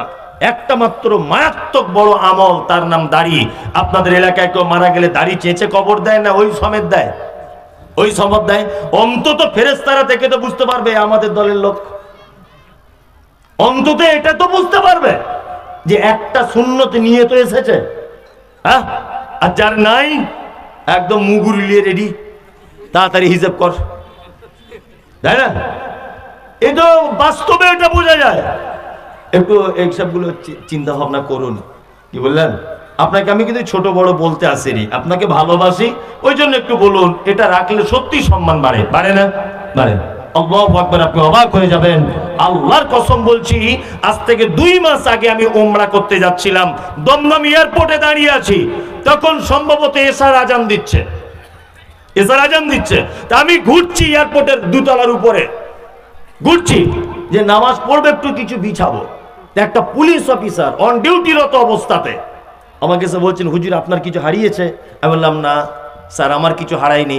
আমি একটু মানে ওই গামছা টামছা কিছু খুঁজছিলাম, আগে থেকেই প্লেনের লাগেজগুলো করে দিয়েছি, হাতছাড়া হয়ে গেছে, তা যদি কিছু দিতেন একটু নামাজের ব্যবস্থা করতাম। তাহলে উনি তখন বলছেন দাঁড়ান হুজুর আমি আসছি। গিয়ে দেখলাম ওনার ব্যাগ থেকে নিজে একটা গামছা বার করে আমাকে বলছে, হুজুর আমি একজন হিন্দু, কিন্তু আমার গামছাটা খুব পবিত্র, এটা আপনি বিছিয়ে নামাজটা আদায় করুন। আমি বললাম আশ্চর্য ব্যাপার, আপনি অন ডিউটিরত একজন অফিসার, আপনি আপনার ব্যাগ থেকে গামছা বার করে আমাকে দিচ্ছেন? বলছে আমি আপনাদের এটাকে খুব বেশি শ্রদ্ধা করি, ভালোবাসি, দাড়িওয়ালা লোক টুপিওয়ালা লোক আমার খুব শ্রদ্ধার পাত্র। আমি তখন বললাম শুধু আমার দাড়ি আর পোশাক, এই কারণে এই লোকটার প্রতি এই মানবতার জন্ম হয়েছে। এছাড়া অজস্র মুসলিম এয়ারপোর্টের ভিতরে আছে, তারা প্যান্ট শার্ট পরে গাঁটের নিচে কাপড়, তাদের ব্যাপারে কেউ কোনোদিন খোঁজ খবর কিছু নিচ্ছে না। আপনি দুনিয়াতে সম্মান পাবেন, আপনি আখিরাতেও সম্মান পাবেন। ফাসিক তারা যারা কাবিরা পাপ, বড় পাপ দীর্ঘদিন যাবত করে, তওবা করে না, এরা কি? ফাসিক। চলুন, কুয়াশা বাড়ছে, আপনাদেরকে এবার কয়েকটা ভালো মানুষের পরিচয় দিয়ে দিই। এক, আল্লাহ তাআলা পবিত্র আল কোরআনে বলেছে মুমিনুন। মুমিন আছে না পরিচয়? আছে। এরা কারা জানা আছে? জানা নেই? মুমিনদের পরিচয় আপনাদের দিচ্ছি। এক, ইন্নামাল মুমিনুনা আল্লাযীনা ইযা যুকিরাল্লাহু ওয়াজিলাত কুলুবুহুম ওয়া ইযা তুলিয়াত আলাইহিম আয়াতুহু যাদাতুহুম ঈমানা ওয়া আলা রাব্বিহিম ইয়াতাওয়াক্কালুন। আল্লাহ মুমিনের গুণ বলছেন। এক, মুমিন তো তারা যারা পাপ করে, যারা ভুল করে, যারা অন্যায় করে, অন্যায় করার পরে পরই আল্লাহর কথা স্মরণ হয়ে গেলে ভয়ে থর করে তারা কাঁপে। এটা হচ্ছে মুমিনের 1 নম্বরের গুণ। রাতের অন্ধকারে পাপ করেছেন, দিবালোকে পাপ করেছেন, রাতের অন্ধকারে পাপ করার পরে ফজরের আজান দিচ্ছে মুয়াজ্জিন, আসসালাতু খায়রুম মিনান নাওম, আপনার ঘুম ভেঙে গেল। আপনার ঘুমের থেকে উঠে যেন শরীর কেমন করছে যে আল্লাহু আকবার, আমি রাত্রে শোয়ার সময় আমার মামাতো বোনের সাথে যে পাপ করেছি, রাতের অন্ধকারে আমি আমার প্রভূত বোনের সঙ্গে যে পাপ করেছি, এই পাপ পৃথিবীর কেউ দেখতে পায়নি, দেখতে পেয়েছে কে? আল্লাহ। ফজরের আগে মসজিদে গিয়ে দোয়া করছেন আর চোখ দিয়ে পানি পড়ছে আর ভয়ে তরতর করে কাঁপছেন। আল্লাহ তাআলা বলছে এ হচ্ছে মুমিন, যে অন্যায় করে তারপর আমার কথা স্মরণ হয়ে গেলে ভয়ে তরতর করে কাঁপে। এটা হচ্ছে মুমিন। যুবক বন্ধু যারা তোমরা আছো, আমাদের ভিতর অনেক বদ অভ্যাস আছে। সারা রাত গার্লফ্রেন্ডের সঙ্গে গল্প করেছে, সারা রাত বয়ফ্রেন্ডের সঙ্গে গল্প করেছে, গল্প করার পরেও সকালবেলাতে চায়ের দোকানে বসে একজন বন্ধু আর একজন বন্ধুকে বলছে গতকাল রাতে এই এই এই এই হয়েছে, বলে কি বলে না? বলে। আল্লাহ তাআলা বলছে মুমিন নয়। 2, আল্লাহ বলে আয়াতুহুম যাদাতুহুম ঈমানা ওয়া আলা রাব্বিহিম ইয়াতাওয়াক্কালুন। মুমিন তারা যাদের সামনে আয়াতুহু, আমার কোরআনের আয়াতগুলি তাদের সামনে তেলাওয়াত করা হয়, আল্লাহ বলে আয়াত তেলাওয়াত করলে তাদের ঈমানগুলো আস্তে আস্তে করে বেড়ে যায়। দ্বিতীয় গুণ, কোরআন পড়লে ঈমান বাড়ে। ঈমান বাড়ে কোরআন পড়লে? কোরআন তো পড়তেই জানে না, তাই ঈমান বাড়বে কেমন করে? সত্যি কোরআন মাজিদ পড়লে কোরআন ঈমান বাড়ে। আল্লাহু আকবার। আমার নিজস্ব অভিজ্ঞতার কথা আপনাকে বলছি যে কোরআন পড়লে কতটা যে ঈমান বাড়ে। যারা হাজী সাহেব গিয়েছেন হজ করতে, আপনারা জানেন যে 4-5 লাখ টাকা খরচা করে যান। যখন কাবার ইমাম ডক্টর আব্দুর রহমান আস-সুদাইস, আল্লাহু আকবার, তিনি যখন কোরআন তেলাওয়াত করেন মনে হচ্ছে একটা একটা আয়াতে 1 লাখ টাকা করে শোধ। একটা একটা আয়াতেই মনে হয় 1 লাখ টাকা শোধ। যারা জানে তারা বুঝবে, বাকি কেউ বুঝবে না। এই যে উত্তর দিনাজপুরের একটা লোক 2 মাস আগে আমার সঙ্গে গিয়েছিল ওমরা করতে। তা লোকটা একেবারে অশিক্ষিত, লেখাপড়া কিছুই জানে না। তা আমি যখন কাবাটা তওয়াফ করতাম, ও আমার পিছনে গেঞ্জি ধরে রাখতো বা পাঞ্জাবি ধরে রাখতো, আমার সাথে সাথে ঘুরতো। আজান হতো, নামাজে দাঁড়িয়ে যেতাম, আমার পাশেই দাঁড়াতো চাচা। আর কাবা শরীফের ইমাম তিনি যখন তেলাওয়াত করতেন, আল্লাহু আকবার, কোরআনের ভিতরে জাহান্নামের আয়াতগুলি যখন আসতো, তখন ইমাম আব্দুর রহমান আস-সুদাইস 30 সেকেন্ড ধরে আউ আউ করে মেয়েদের মতো করে কাঁদছে। আমারও চোখ দিয়ে পানি চলে আসতো, আমিও কাঁদতাম। আমার পাশে যে চাচা অশিক্ষিত, কোরআন পড়তে জানে না, ও দেখতাম ফুপিয়ে ফুপিয়ে কাঁদতো। নামাজ শেষ হয়ে যাবার পর চাচাকে জিজ্ঞাসা করে বলতাম, চাচা আমি না হয় আলেম মানুষ, এই কারণে কোরআনের ব্যাপারটা বুঝতে পারি বলে আমার চোখে পানি চলে আসে।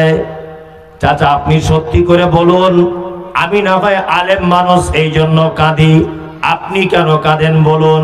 তখন চাচা বলছে, মমতাজুল সাহেব আপনি আমার ছেলের বয়সী, তবু বলে রাখছি শুনে নেন, 50 বছর যাবত নামাজ পড়ি, কোনদিন কোরআন মাজিদ তেলাওয়াত শুনে চোখ দিয়ে পানি আসে না। কিন্তু আজকে এখানে কাবা শরীফের ইমামের তেলাওয়াত শুনে আমার চোখ দিয়ে পানি চলে এলো। আমি মনে মনে ভাবলাম, আল্লাহ তুমি বলেছো আয়াতুহু যাদাতুহুম ঈমানা।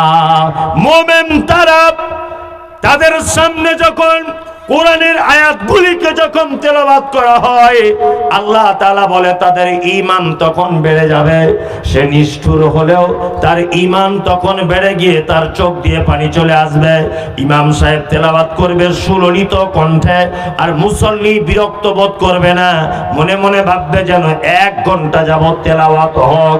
আর আমাদের বর্তমান অবস্থা, ইমাম সাহেব ফজরের সময়তে 2টা আয়াত যদি বেশি করে পড়ে দেয়, তাহলে পিছন দিক দিয়ে মুসল্লিরা মানে এত দেরি হচ্ছে কেন? হ্যাঁ, সিগন্যাল নেই। আবার তো রমজান মাসে তো আরো ভিআইপি ব্যাপার। রমজান মাসে তারাবি পড়াচ্ছে, আল্লাহু আকবার। কারি সাহেব রেখেছে, খুব সুন্দর করে তেলাওয়াত করছে, আলহামদুলিল্লাহি রাব্বিল আলামিন, ধীর স্থির ভাবে। 1 ঘন্টা 35 মিনিট লেগেছে তারাবি পড়তে। তা মুসল্লিরা নামাজ পড়ে এসেই প্রথম দিনই সেক্রেটারিকে বলছে, এইভাবে যদি তারাবি হয় আমরা আর নেই, ইমাম পাল্টে দেয়। এত ঘোড়ার ডিম সারাদিন কাজ বাজ করে এত কষ্ট করা যায় নাকি? ভালো করে বুঝবেন। তা সেক্রেটারিরা 5 জনের চাপে বলছে তাহলে ইমাম পাল্টে দেয়। ইমাম পাল্টে দেওয়া হয়েছে। আর একটা ছেলে এসেছে, সেও কোরআনের হাফেজ। সে এসে প্রথমে জিজ্ঞেস করছে, আগের ইমাম সাহেবটা কেন চলে গেল? তখন কিছু মুসল্লি বলছে, আস্তে আস্তে কোরআন পড়তো তাই তারাবি পড়তে দেরি হতো। কারণ ও খুব শিয়ানা ছেলে, ও বুঝতে পেরেছে যে তার মানে এখানে যে যত তাড়াতাড়ি তারাবি পড়াতে পারবে ও তত বড় ইমাম। ও ভেবেছে, ও একদম আল্লাহু আকবার আলহামদুলিল্লাহ আমি ইয়াসিনুল কুরআন আল্লাহু আকবার টোটাল 35 মিনিট সেট করে দিয়েছে। মুসল্লিরা তখন বার হয়ে বলছে, এই হচ্ছে শালা বাপের বেটা ইমাম। মুসল্লিরা বলছে, এই হচ্ছে বাপের বেটা হাফেজ। হচ্ছে কি হচ্ছে না? আল্লাহর ভাষা, আয়াতুহুম যাদাতুহুম ঈমানা। মুমিন তো তারা যারা কোরআন শুনলে তাদের ঈমান বেড়ে যাবে। আল্লাহু আকবার। এখানে আয়াত বলতে আর একটা কথা, নিদর্শন। আয়াত মানে নিদর্শনাবলী, তাই না?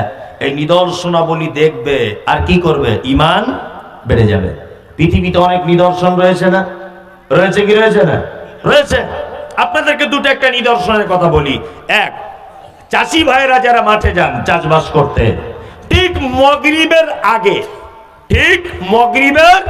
আগে আপনারা মাঠে উপরের দিকে তাকিয়ে দেখবেন একদল পাখি, তারা ডানা মেলতে মেলতে মেলতে মেলতে আকাশে উড়ে যায়। যায় না? যায়।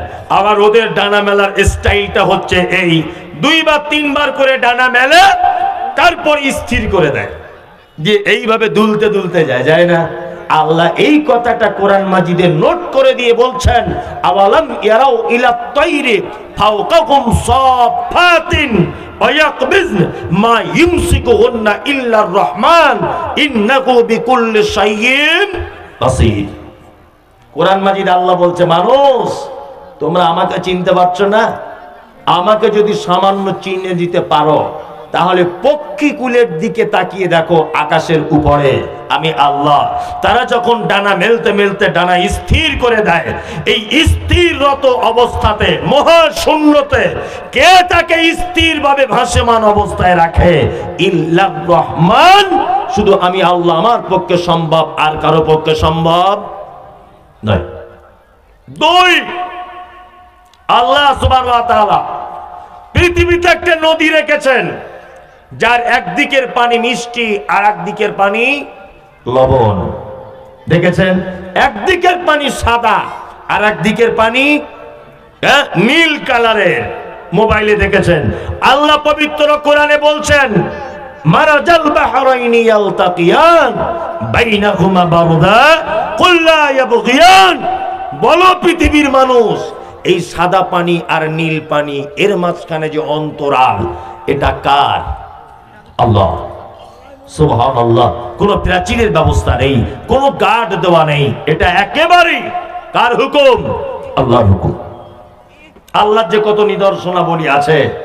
আপনাদের এখানে মায়েরা যখন মুরগির ডিম থেকে বাচ্চা বার করে, তখন ডিমগুলো কোথায় দেয়? মুরগির বাজুর তলাতে দেয়। অনেক সময় মেয়েরা চালাকি করে হাঁসের ডিমও দেয়। দেয় না? দেয়।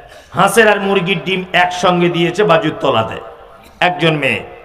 তা মুরগির ডিম 18 দিন হলে বাচ্চা হয়, আর হাঁসের 21 দিন থেকে 28 দিন সময় লাগে। যদি বলছেন আপনি বক্তা, তাই এইসব ব্যাপারগুলো জানলেন কি করে? মেয়ে ছেলেদের খবর, আরে বক্তা তো এইটাই তো বক্তা, সব খবর রাখতে হবে। 21 দিন থেকে 28 দিন লাগে হাঁসের ডিম। আমি ধরে নেন মুরগির আর হাঁসের একদিনেই বাচ্চা হয়েছে, একদিনেই। হাঁসের বাচ্চা আস্তে আস্তে কোথায় যাবে? পুকুরে যাবে।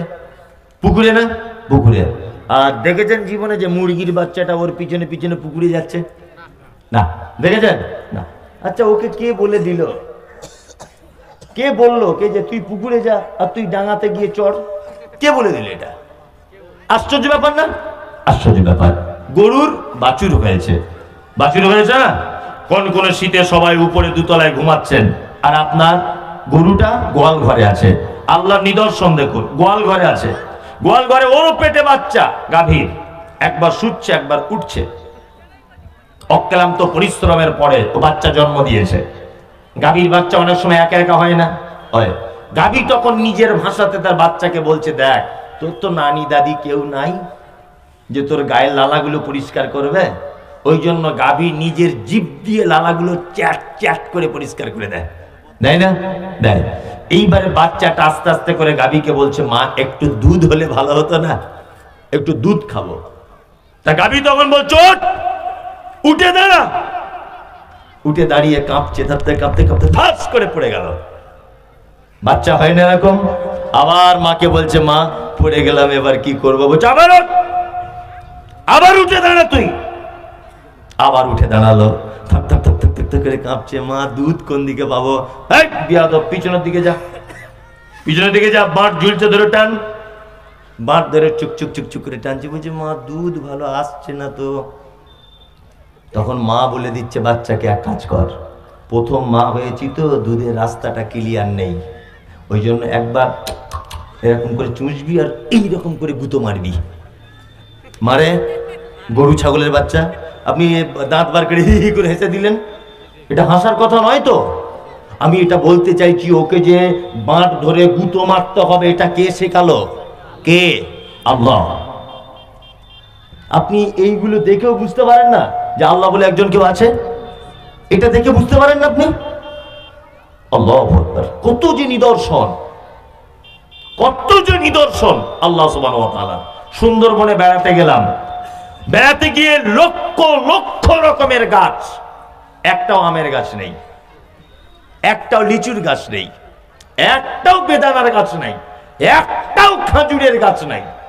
তা মনে মনে ভাবলাম, কি ব্যাপার, এত বড় সুন্দরবন, লক্ষ কোটি বিঘা জমি সুন্দরবন, যা আয়তনে আনা খুব অসম্ভব, তাই এখানে একটাও ফলের গাছ নেই কেন? তখন মনে মনে ভাবলাম যে আল্লাহ, সত্যি এগুলো হচ্ছে তোমার নিদর্শন।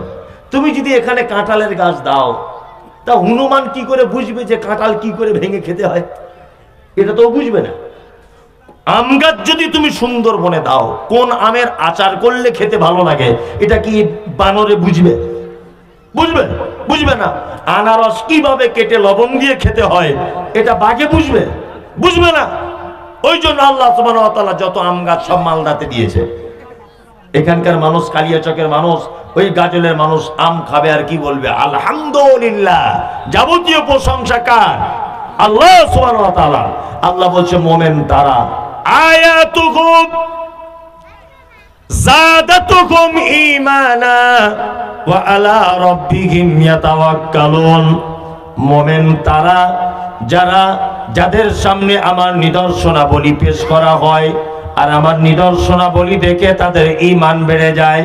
আর মুমিনের দ্বিতীয় নম্বরের গুণ, ওয়া আলা রাব্বিহিম ইয়াতাওয়াক্কালুন, মুমিন সর্ব ব্যাপারে আল্লাহর উপরে ভরসা করে। কার উপরে ভরসা করে মুমিন? কার উপরে? খাইরিকি ওয়া শাররিকি মিনাল্লাহি তাআলা। ভালো মন্দ যা কিছু হয়, একজন মুমিন কি বলবে? আল্লাহ তোমার পক্ষ থেকে এটা হয়েছে, অসম্ভবের কিছু নয়। ছেলেরা তবু একটু আল্লাহর উপরে ভরসা করে, মেয়েরা একদমই করে না। প্রমাণ দেখবেন, আপনার স্ত্রী ছাদের উপরে ধান শুকাতে দিয়েছে, ধান শুকিয়ে প্রায় কমপ্লিট, এই সময়তে দেখবেন ঝরঝর ঝরঝর করে বৃষ্টি শুরু হয়ে গেল। আপনার স্ত্রী দেখবেন 4-5 রকম ভাষাতে গাল দিবে, ফার্সিতে, উর্দুতে, তেলেগুতে, মালিয়ালম, সব ভাষায়, যে আল্লাহ তোরা চোখ নাই? হ্যাঁ, আমার ধান শুকানোর দিনে বৃষ্টি দিয়ে দিলি, ওই জন্য তো মাদ্রাসায় টাকা দিই না। তুমি আমার 12টা বাজিয়ে দিয়েছো, আমি মাদ্রাসায় দেবো? দেখবেন আপনার বউ এটা বলবে, কিন্তু মুহাম্মদ সাল্লাল্লাহু আলাইহি ওয়াসাল্লাম বলছেন একজন মুমিনের ভাষা কি? মুমিন বিপদগ্রস্ত হোক, মুমিন সফলতায় থাক, মুমিন ক্ষুধার্ত অবস্থায় থাক, মুমিন পেট ভর্তি থাক, মুমিন অসুখে থাক, মুমিন মানে সুস্থতায় থাক, যাবতীয় ব্যাপারে মুমিন ভরসা রাখবে কার উপরে? আল্লাহর উপরে। নাম্বার 4, আল্লাহ বলে আল্লাযীনা ইউকিমুনাস সালাত, মুমিনের 4 নম্বরের গুণ সালাত আদায় করে, নামাজ পড়ে। আপনারা সব পড়েন তো 5 ওয়াক্ত? সবাই কারা কারা 5 ওয়াক্ত পড়েন দেখি? তাহলে চোর ধরা পড়বে। ও মানে অনেক চোর আছে। এই নামাজকে আল্লাহ রসুল চোর বলেছেন, আপনি বলছেন চোর নাই। পৃথিবীর সব থেকে বড় চোর কাকে বলা হয়েছে হাদিসের ভাষাতে? নামাজ চোর। সব থেকে বেশি সালাত, নামাজ যারা চুরি করে। চোর বলতে কেমন? চোরের 2টো ব্যাখ্যা। এক, যারা পড়ে না, এরা এক রকমের চোর। আর এক রকমের চোর এই যে আমার দিকে দেখুন, রুকু করছে এইরকম করে, হাতটা এইভাবে তুলতে হবে এতটা, ও কোন রকম এরকম করে দিচ্ছে, এ হচ্ছে চোর। যারা রুকু সেজদা ঠিকঠাক করে না, যারা পদ্ধতি ঠিকঠাক মেনটেন করে না, এরা কি? চোর, নামাজ চোর। পৃথিবীর সব থেকে বড় চোর এরা। কি বললাম বুঝলেন? আমাদের বর্তমান বাজারে 3-4 কোয়ালিটির নামাজি আছে, বলবো? বলে দিই। এক, কিছু নামাজি আছে যারা জোহরে যায়, আসরে যায়, মাগরিবে যায়, এর সাথে ঠান্ডায় যেতে পারে না, ফজরে ঘুম ভাঙে না, এরকম নামাজি আছে না? আর একটা নামাজি আছে শুধু জুম্মায় জুম্মায় যায়, আবার শুধু জুম্মায় যায় না, গিয়ে ঝামেলাও বাঁধায়। আর একটা নামাজি আছে 2 ঈদে যায়, ঈদুল ফিতর আর ঈদুল আজহা। এমন ড্রেস করে যায় মনে হচ্ছে আব্দুল কাদের জেলানির বড় ভাইরা ভাই, তাই না? এমন পাঞ্জাবি পরে যাচ্ছে। আল্লাহু আকবার। নাম্বার 4, 5 ওয়াক্ত নামাজ পড়ে, তবে চাচা কিছু বুঝে না, না বুঝেই চালায়। চাচা কত বছর নামাজ পড়ছো বাপ? বলছে 30 বছর হবে। 30 বছর? বলছে হ্যাঁ 30 বছর। আচ্ছা আচ্ছা আচ্ছা আচ্ছা আচ্ছা, দুয়ায় কুনুতটা একটু বলো তো বাপ। বলছো ওটা জানি না। অত বড় দুয়া কি আর মুখস্থ করা যায় মনি সাহেব? চোখে কম দেখি, কানে কম শুনি, আর ব্রেন ট্রেন এখন আগের মতো আর নাই, বলে না? যে লোকটা বলছে অত বড় দোয়া জানি না, চোখে কম দেখি, কানে কম শুনি, ওকে 2 টাকা কম দিয়ে দেখবেন, ঠিক বুঝতে পেরে যাবে। বুঝতে পারবে না? বুঝতে পেরে যাবে। পরের জমির আলি কেটে কি করে জমি বাড়াতে হয় চাচারও জ্ঞান আছে। চাচা শুধু দোয়া জানে না। তাহলে এইমাত্র চাচা স্বীকার করেছে আমি দোয়া জানি না। চাচা রুকু থেকে উঠে কি বলে? সামি আল্লাহু লিমান হামিদা। বুঝে বাপ ওটাও জানি না। বাহ, ভালো করেছে তাহলে। আচ্ছা সেজদায় গিয়ে একবার, আবার উঠে 2 সেজদার মাঝখানে, ওটা তো জীবের আড়ই ভাঙে না। তাহলে ও স্বীকার করছে সব জায়গায় দোয়া জানি না। তারপরেও দেখবেন ওই লোকটাই আবার বেতের নামাজে হাত তুলে, কিন্তু দোয়া যখন জানো না তাহলে মুখ লাটছো কেন? এরকম লোক আছে না? সেজদাতে কেউ দেখবেন, রুকুতে গিয়ে মুখ লাটছো। আমি যে তুমি যখন দোয়া জানো না তাহলে তুমি মুখ লাটছো কেন? তার মানে ও লোকটা এমন যে পৃথিবীর মানুষকে আর ধোকা দিয়ে দিয়ে হলো না, এবার আল্লাহকে পর্যন্ত ধোকা দিচ্ছে মসজিদে। এরকম আছে না নেই? আছে। আরে এ জাতি পরিবর্তন হবে কি করে? যে জাতি জলসার দিনে 44 কুইন্টাল জিলাপি বিক্রি হয়, অথচ 10টা বইয়ের দোকানের বই বিক্রি হয় না, দুয়ার বই। কি বলছি বুঝতে পারছেন না? বইয়ের দোকান লাগিয়েছে একটা লোক, ঠান্ডায় টক টক টক টক টক টক করে কাঁপছে, তার বউনি হয়নি, বিক্রি হয়নি একটাও দুয়ার বই, একটাও বাংলা কোরআন, অথচ 40 কুইন্টাল জিলাপি বিক্রি হয়ে গেছে। আর কত চালাকি করবেন? ঠোঁট লেড়ে আর কতদিন চলাবেন? অন্তত পক্ষে কাজ করুন, একটা দুয়ার বই কিনে বাড়িতে গিয়ে নামাজের দোয়াগুলো একটু মুখস্থ করার চেষ্টা করুন।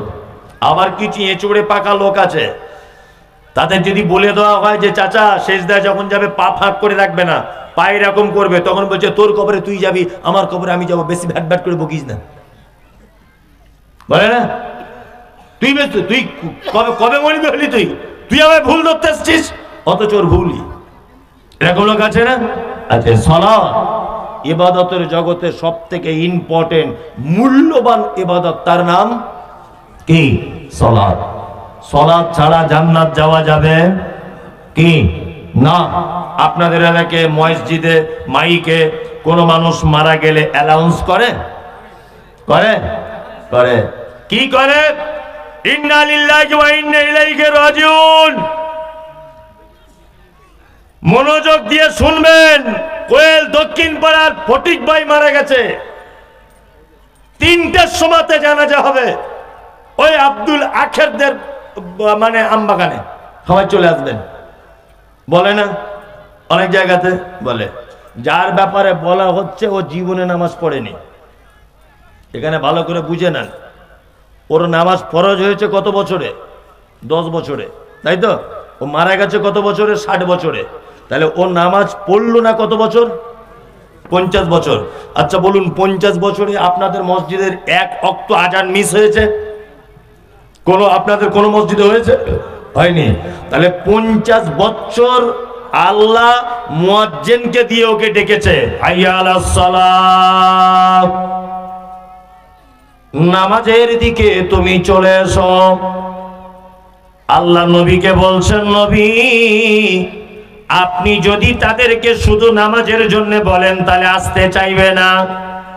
বিশ্ব নবী তারপরে মুয়াজ্জিনকে আবার বললেন, হাইয়া আলাল ফালাহ বলো। তার মানে তোমরা নামাজের জন্য এসো, আর নামাজ পড়ো তোমার নিজের কল্যাণের জন্য। তুমি তোমার কল্যাণের কারণে মসজিদে এসো। 50 বছর যাবত ওই লোকটাকে মসজিদের মাইকে ডাকা হলো, তুমি মসজিদে এসো, তুমি নামাজ পড়ো, তুমি কল্যাণের এসো। একবারও লোকটার টাইম হলো না। 50 বছর যাবত মুয়াজ্জিনের আজানকে অপমান করেছে। এরকম লোক আছে না নেই? আছে। মুয়াজ্জিন আজানকে 50 বছর অপমান করেছে। আর এর মতো একটা বেনামাজি লোক মারা গেছে, আর মসজিদের মাইকে বলছে ইন্না লিল্লাহি ওয়া ইন্না ইলাইহি রাজিউন। ফটিক ভাই মারা গেছে, দুপুর 2টোতে মাটি হবে। কে তোমাকে কথা বলতে বলল? কে বলতে বলল? যে লোকটা 50 বছর আজানকে অপমান করেছে। 50 বছর আল্লাহর ঘর থেকে তাকে আহ্বান করা হয়েছে, ও আল্লাহর ঘরে যায়নি। আর ওর মতো একটা বেনামাজি লোক মারা গেল, আর মসজিদের মাইকে সাথে সাথে অ্যানাউন্স করতে হবে। যে অ্যানাউন্স করছে না, ফেরেশতারা তার চামড়া তুলে দিবে। কি বললাম বুঝলেন? যে কার লেগে অ্যানাউন্স করছিস রে? যাকে 50 বছর ডাকা হয়েছে আসেনি। মসজিদের মাইক কি আইসক্রিম ওয়ালাদের মাইক নাকি? হ্যাঁ, ফেরিওয়ালাদের মাইক? যে তোমার মতো একটা লোক বেনামাজি মারা গেল, আর ওইখানে তোমায় অ্যানাউন্স করতে হবে? শুনুন, একটা কথা বলে দিই, আল্লাহ নবী সাল্লাল্লাহু আলাইহি ওয়াসাল্লাম নয়, আল্লাহ বলেছেন মা সালাকাকুম ফি সাকার ক্বালু লাম নাকু মিনাল মুসাল্লিন। সাকার নামক একটা জাহান্নামীকে জিজ্ঞাসা করা হবে, তুমি কেন জাহান্নামে? বলো, ও তখন বলবে ক্বালু লাম নাকু মিনাল মুসাল্লিন, আল্লাহ শুধুমাত্র নামাজ পড়িনি তাই জাহান্নামে এসেছি। তার মানে নামাজ না পড়লে তার থাকার জায়গা কোথায়? জাহান্নাম, তাই না? থাকার জায়গা জাহান্নাম। পশ্চিম বাংলার একজন বড় আলেম, ওনার নাম আব্দুল হামিদ ফাইজি আল মাদানী হাফেজাহুল্লাহ। নাম শুনেছেন আব্দুল হামিদ ফাইজি মাদানী? সোশ্যাল মিডিয়া দেখেছেন? পশ্চিম বাংলার বাঙালি সব থেকে বড় লেখক ইসলামিক বিষয়ে। বর্তমান তিনি 200টার বেশি বই লিখেছেন, 200টা। এর ভিতরে একটা বইয়ের নাম হচ্ছে জানাজা দর্পণ। এই বইয়ের 67 নম্বর পৃষ্ঠারে আপনি দেখবেন যে কাদের কাদের জানাজা পড়া যাবে আর কাদের কাদের জানাজা পড়া যাবে না, এই কথা উল্লেখ করতে গিয়ে আমি ফতোয়া দিচ্ছি না, বাজারে ওই বইটা কিনে পড়ে নেবেন। জানাজা দর্পণ, জানাজা দর্পণ, জানাজা দর্পণ, পৃষ্ঠার নাম্বার 67, পৃষ্ঠার নাম্বার 67, পৃষ্ঠার নাম্বার 67। তিনি বলেছেন বেনামাজি মারা গেলে তার জানাজা কেউ পড়লে পড়তে পারে, তবে না পড়া ভালো। ভালো করে বুঝবেন উনি কি বলছেন। কেউ পড়লে পড়তে পারে, তবে না পড়া ভালো। তারপরে আরেকটা কথা বলছেন, কেউ যদি বেনামাজির জানাজা পড়ে তাহলে দোয়া করা ঠিক হবে না। উনি বলছেন যে দোয়া করা ঠিক হবে না। আল্লাহুম্মা গফির লিহাইয়িনা, আল্লাহ তুমি জীবিতদেরকে ক্ষমা করে দাও, ও মাইয়াতিনা আর মৃতকে ক্ষমা করে দাও, ও শাহিদিনা উপস্থিতদের ক্ষমা করে দাও, ও গায়বিনা অনুপস্থিতদের ক্ষমা করে দাও, ও সাগীরিনা ছোটদের ক্ষমা করে দাও, ও কাবীরিনা বড়দের ক্ষমা করে দাও, ও যাকারিনা পুরুষদের ক্ষমা করে দাও, ও উনসা আর নারীদেরকে ক্ষমা করে দাও। এই যে দোয়া আমরা বলি, এখানে কি আছে? আল্লাহ জীবিত যারা জানাজাতে তাদের ক্ষমা করো, আর যে মারা গেছে তাকে কে ক্ষমা করো। যে মারা গেছে তো নামাজ টামাজ কিছু পড়তো না। এটা একটা সাংঘাতিক ব্যাপার না?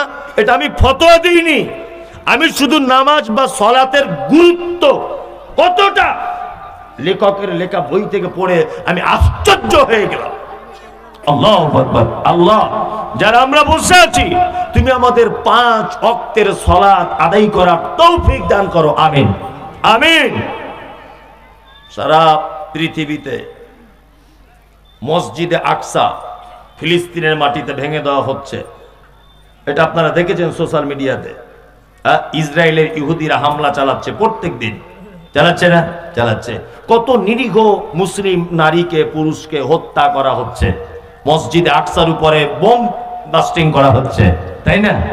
আচ্ছা, ওদিকে মসজিদে আকসা ভেঙে দেওয়া হলো, আর এইদিকে আমাদের দেশের সরকার খুব জুত করে লকডাউনের নাম করে বুলডোজার দিয়ে ঐতিহ্যবাহী মসজিদ বাবরি মসজিদকে গুড়িয়ে ছাই করে দিল। কি বললাম বুঝলেন না? বাবরি মসজিদ ভেঙে দিল। এইদিকে আপনার ত্রিপুরাতে মসজিদে আগুন লাগিয়ে দেওয়া হলো।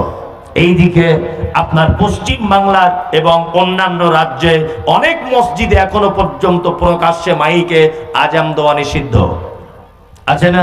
আছে। যুবক, তুমি আর কবে মসজিদে আসবে? সারা পৃথিবী যখন মসজিদ ভেঙে দিতে ব্যস্ত, তোমার নিজের দেশ ভারত, এই দেশে পর্যন্ত যখন মসজিদ ভেঙে রাম মন্দির নির্মাণ করা হচ্ছে, এখনো পর্যন্ত ত্রিপুরার মাটিতে কিছুদিন আগে মসজিদ ভেঙে দেওয়া হয়েছে, আসামের মাটিতে অজস্র মাদ্রাসা বুলডোজার দিয়ে ভেঙে দেওয়া হয়েছে। সারা ভারতবর্ষ যখন মসজিদ মাদ্রাসা ভেঙে দেওয়ার প্রতিযোগিতা চলছে, তুমি এখনো আজান হলে বাড়িতে বসে থাকো, এটা জাতির লজ্জা ছাড়া আর কিছু নয়। এখনো তুমি বসে থাকো। আল্লাহু আকবার। আল্লাহ, অন্তত পক্ষে যারা আমরা এখানে বসে আছি, তুমি আমাদের 5 ওয়াক্ত সালাত আদায় করার তৌফিক দান করো, আমিন। আল্লাযীনা ইউকিমুনাস সালাত, আল্লাহ বলে 4 নম্বরের গুণ মুমিনের, সালাত আদায় করবে। 5 নম্বরের গুণ মিম্মা রাযাকনাহুম ইনফিকুন, আর মুমিনকে আমি আল্লাহ যে রুজি দিয়েছি, এই রুজি থেকে আল্লাহ রাস্তায় দান করে দিবে।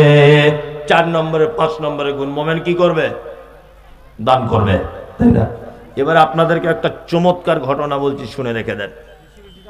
মুহাম্মদ সাল্লাল্লাহু আলাইহি ওয়াসাল্লাম পৃথিবী থেকে যেদিন চলে গিয়েছিলেন, সেই দিনটার নাম কি? কি বার ছিল? সোমবার।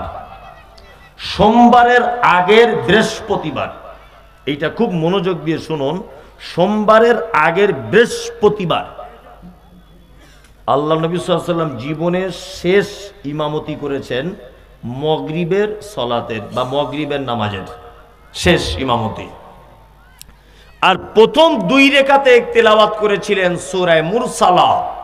সূরা মুরসালা শেষ যে আয়াত তিনি তেলাওয়াত করেছিলেন, এই আয়াতটি হচ্ছে ফাবি আইয়ি হাদিসিম বাদাহু ইউমিনুন।